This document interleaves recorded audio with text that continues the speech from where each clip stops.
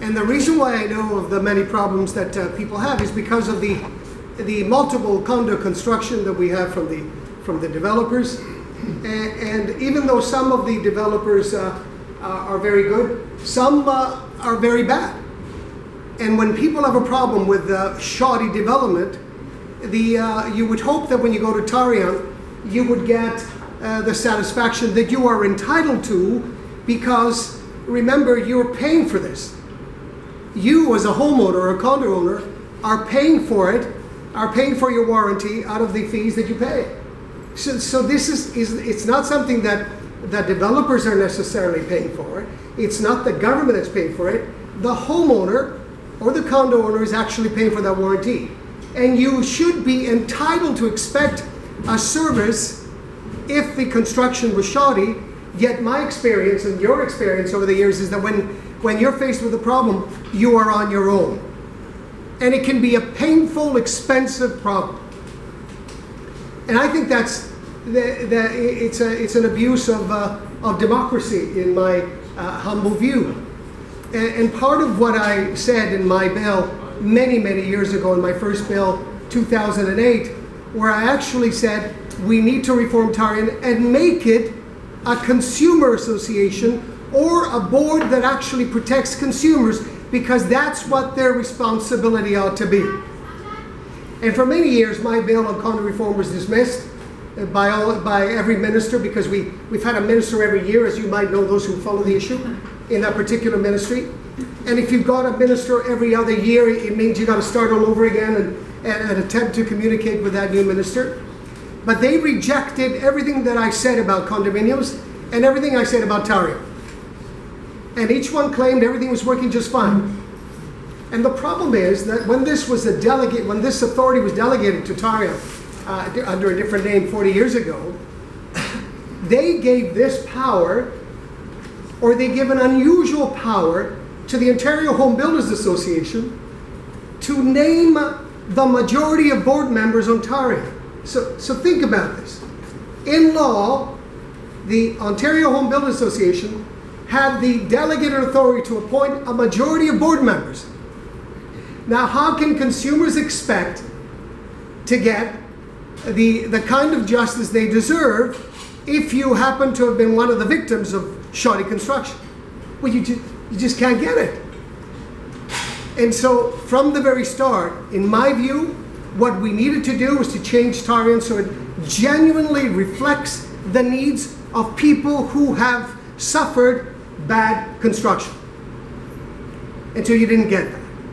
So I don't have time to talk about the condominium bill, which I would have loved to have done. But in this bill, the government decided after 2 years of consultations and another year of waiting, they decided that they would include under Tarion protection, for those of you who haven't been getting it, it's a problem, but under it now, Tarion is able to cover condominium conversions.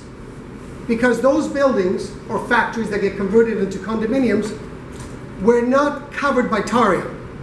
So this government has decided to include that in the bill, which was part of a bill I introduced many, many years ago, but didn't bother to look at reforming Tarion altogether.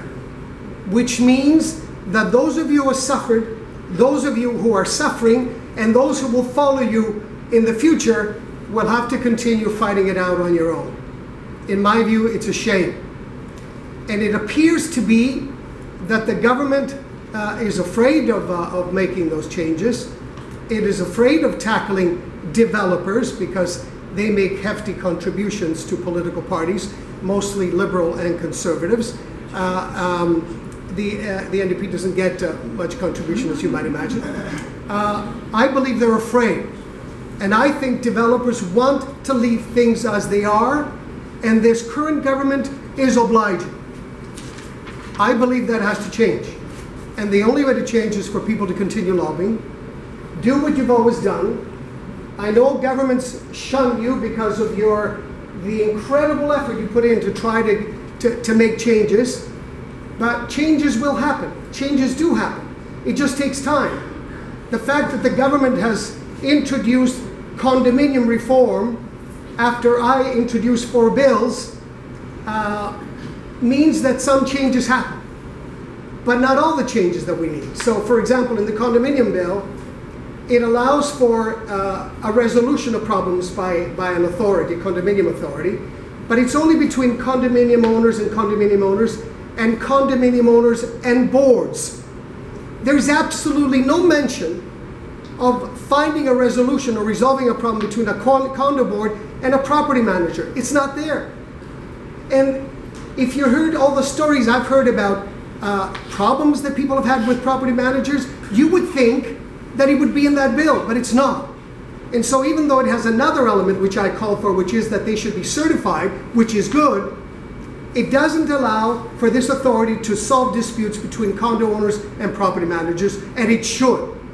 And it doesn't allow for a condo owner to go after a developer who has not built properly that condominium. That's not in the bill either. So you can see parallels between what I've been trying to do in the Condominium Act and what I'm trying to do with Tarion. They're simply not interested in making changes as it relates to developers. And to me, sad. And it speaks badly of the government. It speaks badly, in my view, of good developers. Because you would think good developers would say, we want this to be done right. And yet I have not seen one developer come forward saying, perhaps we might have to make some changes here. Not one. So the only way to deal with this is for you to continue pressuring, which is what you're doing.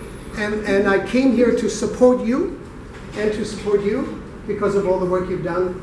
And rest assured, change will happen. It just takes time. Thank you, Rosario. Thank you. Thank you for those very meaningful remarks. Thank you.